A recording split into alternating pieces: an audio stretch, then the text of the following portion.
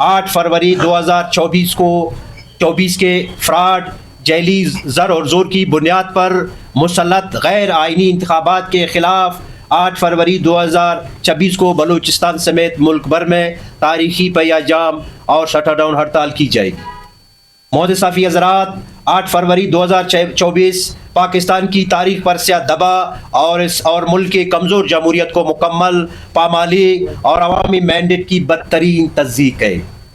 اس دن انتہائی دیدہ دلیری، ظلم و جبر اور مہذب دنیا کے انتخابی قوانین کے برخلاف ریاستی طاقت، زر اور زور پر کروڑوں انسانوں کی جمہوری رائے کو بدلا گیا اور پاکستان پر زر اور زور کی بنیاد پر بھونڈے طریقے سے غیر نمائندہ، ناجائز اور عوامی حمایت سے محروم حکومت مسلط کر کے ملک کے 24 کروڑ عوام کی رائے پر ڈاکہ ڈالا گیا۔ معزز صافی حضرات، جس بے دردی سے عوامی احتجاج کرنے والے نہتے انسانوں کے خون سے سڑکوں کو لہو لہان کیا گیا، انتہائی بے شرمی سے قوم کی نوخیز نوجوانوں اور باعزت خواتین کی تانوں اور جیلوں میں تضییق کی گئی ہے۔ ہزاروں انسانوں پر اپنے جمہوری حق کے احتجاج کی پاداش میں FIR درج کیے گئے اور ملک کی جیلیں عمران خان سمیت سیاسی رہنماؤں اور کارکنوں سے بھر دی گئی ہے۔ سب سے بڑا ظلم یہ کہ نام نہاد جمہوری پارٹیوں کی ووٹوں سے جعلی پارلیمنٹ میں پاکستان متفقہ آئین کی دھجیاں بکھری گئی اور ملک کو سر زمین بے آئین بنا دیا گیا۔ معزز صافی حضرات، آزاد عدلیہ پر کاٹے گئے، اظہار رائے کی آزادی پر قدغن لگائی گئی، پاکستان کی طول و عرض میں خون کی ہولی کھیلی جا رہی ہے۔ امن و امان، مہنگائی، بے روزگاری نے عوام کا جینا دوبر کر دیا اور اس وقت ملک خانہ جنگی کا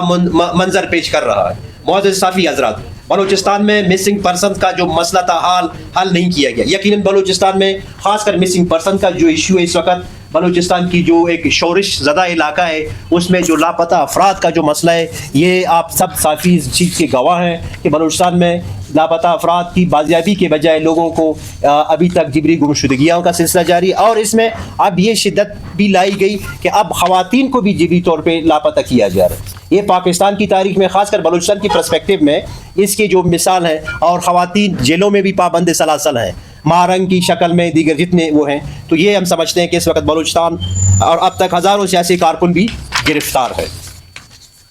مزید لوگوں کو لاپتہ کیا جا رہا ہے۔ جمہوری سیاسی جدوجہد کرنے والے سیاسی رہنماؤں، کارکنوں کو فورتھ شیڈول میں ڈال کر انہیں اپنے برحق جمہوری جدوجہد سے دستبردار کرانے کی غیر آئینی اقدامات کیے جا رہے ہیں۔ یہ آپ سب دوستوں کو پتہ ہے کہ بلوچستان میں اس وقت عملہ نے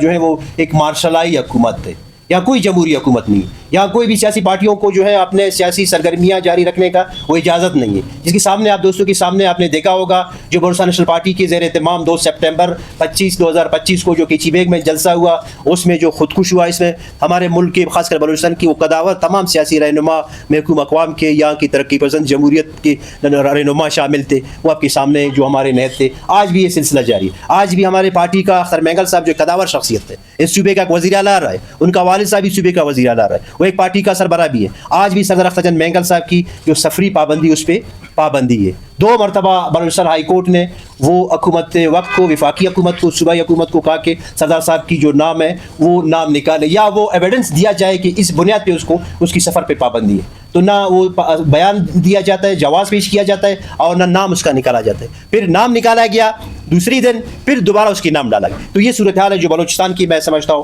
آپ سب یعنی 4 شیڈول میں ڈال کر انہیں اپنے برحق جمہوری جدوجہد سے دستبردار کرانے کی غیر آئینی اقدامات کیے جا رہے ہیں۔ یہ یعنی آپ دیکھیں کہ انگریز کی بدنام زمانہ جو ایکٹ ہے، اس میں 4 شیڈول ہے، 3 MPO 16 MPO کے تحت آج بھی آپ دیکھ رہے ہیں کہ سیاسی کارکنان کے خلاف مقدمات ہیں۔ آج ہی بلوچستان کی جیلیں بھریں، کوئی بھی اگر احتجاج کرتا ہے، اس میں اگر PTI کی دوست ہیں، اس میں اگر بلوچ یکجہتی کی جو کارکنان ہیں، چاہے اس میں میل ہیں، فیمیل ہیں، سب جو بھی بات کرتا ہے، یا دیگر پولیٹیکل ورکر جب بھی جاتے ہیں تو انہیں گرفتار کیا جاتا ہے، 16 MPO 3 MPO کے تحت انہیں رکھا جاتا ہے، یا 4 شیڈول میں اس کا نام ڈالا جاتا ہے۔ تو یہ سلسلہ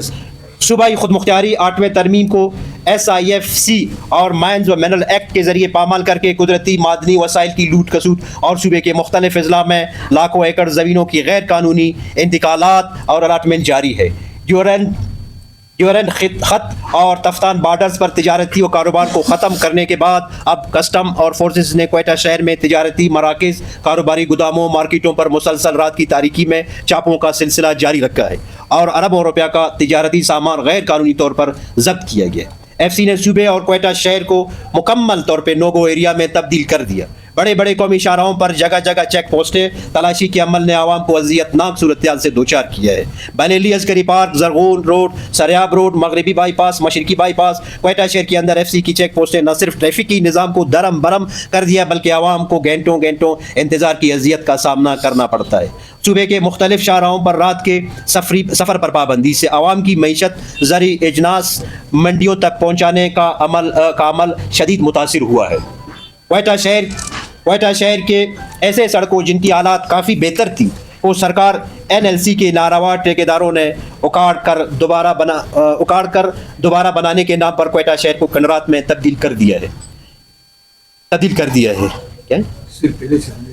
صرف پہلے سے بنے ہوئے سڑکوں کو اکاڑا دیا ہے۔ دوسرے جانب عوام کے خزانے کی کھلی ضیاع کے علاوہ اور کچھ نہیں ہے۔